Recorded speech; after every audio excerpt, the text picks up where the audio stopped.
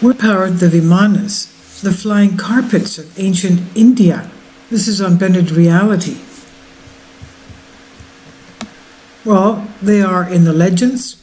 Let's see if they were actually real.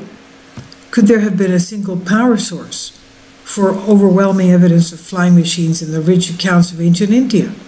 Vimanas were real aircraft featured in stories that go back before the Bible. If we could physically find the power source in, let's say, New Delhi, India, then possibly the fabulous tales of air travel and high-tech warfare might be historically accurate. If a type of anomaly or oddity far removed from anything seen previously were discovered directly in the middle of the land of legendary flying carpets, we might include, here was what powered Vimana airships meticulously described in prehistoric books such as the Mahabharata, the Bhagavad Gita, the Vedas, and many more very old reports from India. What was thought of as only poetry or fanciful tales of ancient times were actually, like the Bible, true events in history. We might conclude or confirm that East Indians flew and fought in the air with high technology and modern warfare long ago. Detailed accounts of what could only be atomic warfare approximately 8,000 years ago in India might also be considered real events from our distant past. Quote, many researchers into the UFO enigma tend to overlook a very important fact. While it's assumed that most flying saucers are of alien or perhaps governmental military origin, another possible origin of UFOs is ancient India and Atlantis. There is no doubt that most of these texts are authentic, well-known ancient Indian epics, and there are literally hundreds of them. This is what David Hatcher Childress states. And what could the strange ancient power source for flying vehicles theorized in the New Delhi location be? Well, before that is answered, let's explore a few colorful descriptions of aircraft and spaceships from one more fantastic first empire that was early India, an empire that transported huge monoliths, constructed great statues, and built things that surely rivaled accomplishments of Incas and Egypt. Vimanas is a word with several meanings ranging from temple or palace to mythological flying machines used in warfare described in ancient Sanskrit epics. High towers of Hindu temples are also called Vimanas. Quote, traveling by air, using flying machines as sky abode, was popular in ancient India and for that matter in medieval and modern India much before the Wright brothers invented the airplane and used mechanical, spiritual, and tantric power to fly. In ancient literature of Hindus, we have detailed descriptions of flying machines that could carry people from one place to another or even from one planet to another planet.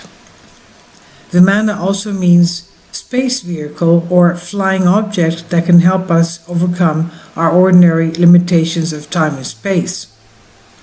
Dr. Ruth Reina of the University of Chandigarh translated a Chinese discovery of Sanskrit documents found in Lhasa, Tibet.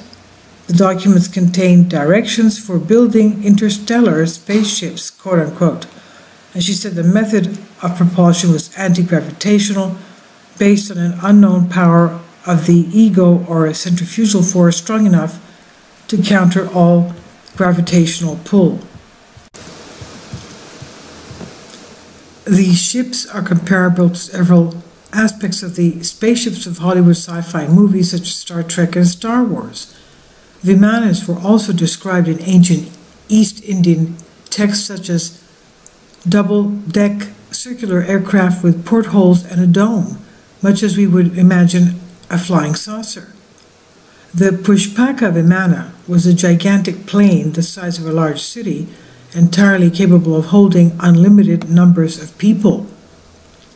Quote, 3 flying cities were made for and were used by the demons. One was in a stationary orbit in the sky, another moving in the sky, and another was permanently stationed on the ground. These were docked like modern spaceships in the sky and at a fixed latitude-longitude. Siva's arrow obviously referred to a blazing missile fired from a satellite specially built for the purpose, vestiges of one-time prosperous civilization destroyed in battle flicker through these legends, end quote. Professor D.K. Kanjilal's observation of the Matsya Purana. The Mahabharata mentions the use of flying chariots, powered by lightning capable of long distances into the solar system and beyond. Lord Krishna fought and destroyed demon king Salva's flying machine, end quote. King Sitaketu was traveling in outer space on a brilliantly effulgent airplane given to him by Lord Vishnu. Arrows released by Lord Shiva appeared like fiery beams or lasers emanating from the sun. So let's return to the question and provide a good answer to the riddle of what powered the ancient airships of India. How about a total oddity among prehistoric enigmas? We should search for a type of transceiver that receives energy, focuses the energy, amplifies energy, and transmitted the power outward in all directions, such as Tesla radio tower, limited to a certain range. And here we have pictures of the New Delhi iron pillar, thousands of years old, and we would be amazed to see this. Could a secret power source of prehistoric Vimanas, recorded sky and space vehicles commonly called East Indian flying carpets, have been the bizarre, anomalous, and quasi-alien magnetic rustless misnamed Ashoka, prime one of many, the iron pillar that just happened to be located in New Delhi? The only large magnetic iron pillar. Some clues are the utter peculiarity of the metal, magnetite, from antiquity, its size, its shape, and its unique purity that has never been duplicated.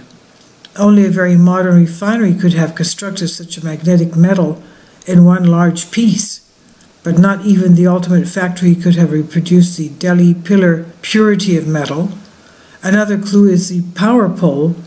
It's located on the exact opposite side of the Earth as another magnetic anomaly on Easter Island. Tourists flock to the prehistoric pole of purified magnetite nearly 24 feet high and are astounded. We're baffled at the sacred and rustless pillar as it towers in the center of the Quat-ul-Islam Masjid, the first Muslim mosque in Delhi.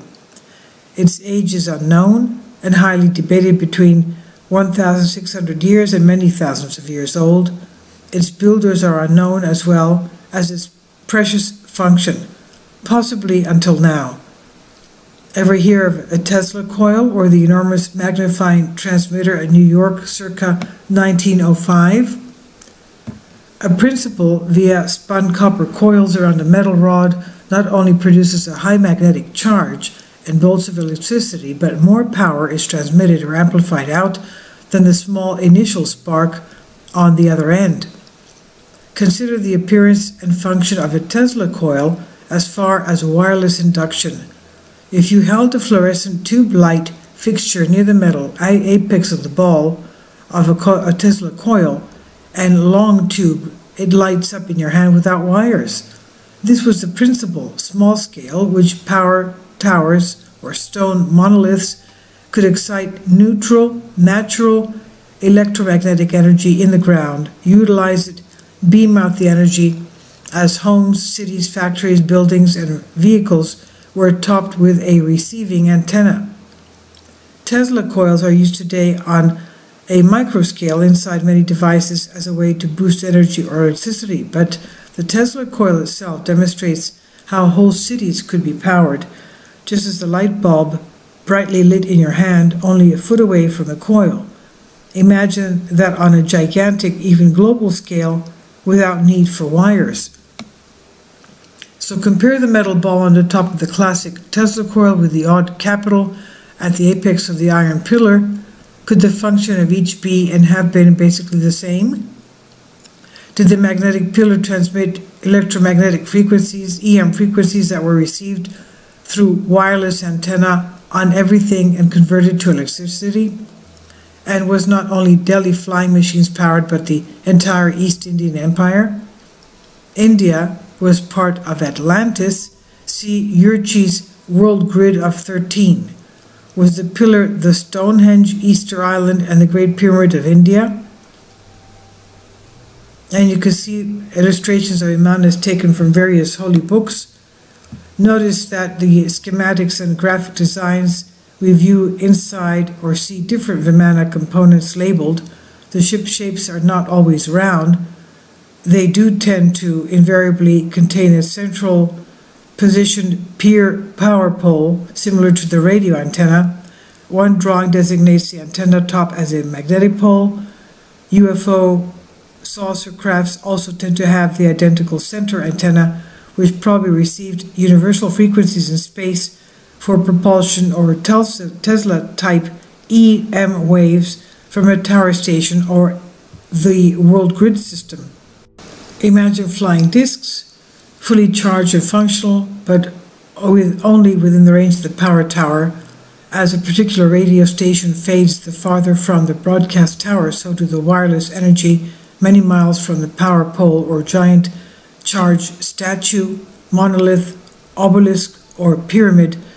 Another great EM source is the grid station, or grid station would be needed to expand the range of power and the area the vehicles traversed in the network. And look again at the relationship between major sites. Cradles of civilization globally. Delhi perfectly fits into the geopattern in Urchi's grid of 13 Atlantis power stations. Indian pillar is the same distance from the Great Pyramid as Stonehenge, Zimbabwe, and Tassili. Note special latitude New Delhi shares with the Great Pyramid and Bermuda Triangle or main power station. Stone, like metal, can be charged and can carry an electrical charge. These sites are all magnetic vortexes or electrical ley lines. Ayers Rock or Uluru in Australia is a prime example of magnetic rod with prehistoric relics, petroglyphs, and structures at Alice Springs in Australia. And let's remember, a study has also recently been made concerning the Great Pyramid of Giza, showing that the stones are various temperatures and heated up at the apex, meaning that the construction of the pyramid itself somehow relays energy from the earth towards the apex of the pyramid.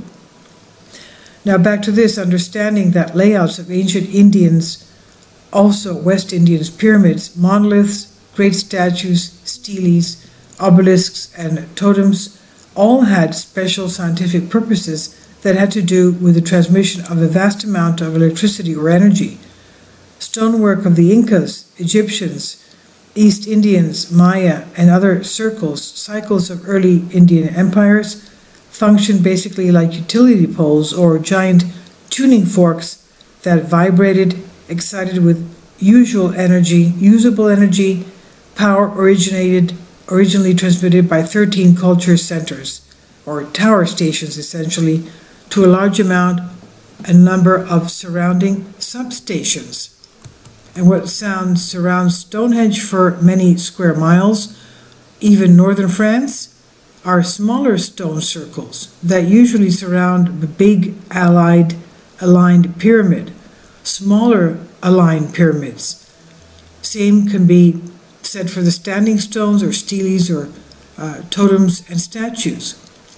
Pattern to their placement has to do with the distribution of the wireless Tesla energy over long distances.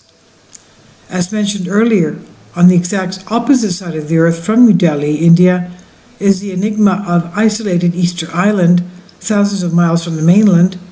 Ancient flyers, pilots, spaceship, and air wars were a part of India and also an essential part of Easter Island. Memories of a bird cult remained that could be long lost echoes from an ancient air corps. The very same language in the form of a hieroglyphic alphabet was discovered in the Indus Valley on Easter Island. That strange fact is one more connection from two locations that could not be the farthest away. There were two different worlds apart. The mystery only intensifies and supports the idea of modern flight. The magnetic pole at either end of the Earth. Ships' compasses are known to turn towards the magnetic island that should not have sustained a prehistoric civilization, but it did. In Yurchi's scenario, the remote island only had one powerful Moa statue, a receiving pillar that is, and with the collapse or the sinking of the main power station, transmitter was gone and the one statue was rendered useless or powerless. Islanders could not leave and built more and more receiver statues until they realized the problem was at the source and not with the receivers. You can examine the purity of the Delhi pillar. The entire anomaly is almost an impossibility. This type of metal, a rustless magnetite, exists nowhere else. Could this reason be thousands of years of powerful discharges of electricity have purified the metal?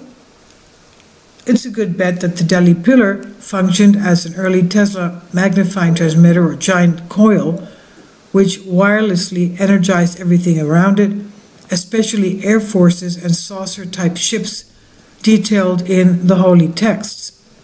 There are reasons for Easter Island of India were known for their sky cities and flying carpets in the common language. The answer has to do with accounts of space flights, air travel, great weapons, atomic warfare, and other high-tech things told to us in the form of old stories. This was written by Doug Yurchi, and it's on Blended Reality. There's also an embedded video that you can watch on this topic.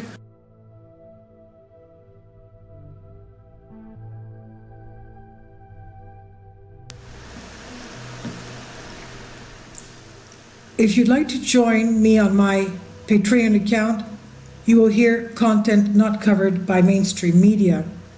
These riveting stories will be based on my research, and I will state my opinions and give my personal insight on diverse and controversial subjects and world events not covered by mainstream media, and not supported by YouTube guidelines. So whatever I have on my Patreon, most of those will not be on my YouTube channel. Please consider becoming a member today. More of the most significant and important videos will be on my Patreon channel. Your support helps me to continue my research and keeps this YouTube channel alive. And we depend on your support, your generous charity, because we help economically challenged families here in Athens, Greece, in Kapota, and we also help the young generation with university tuition and the community around our church. Thank you.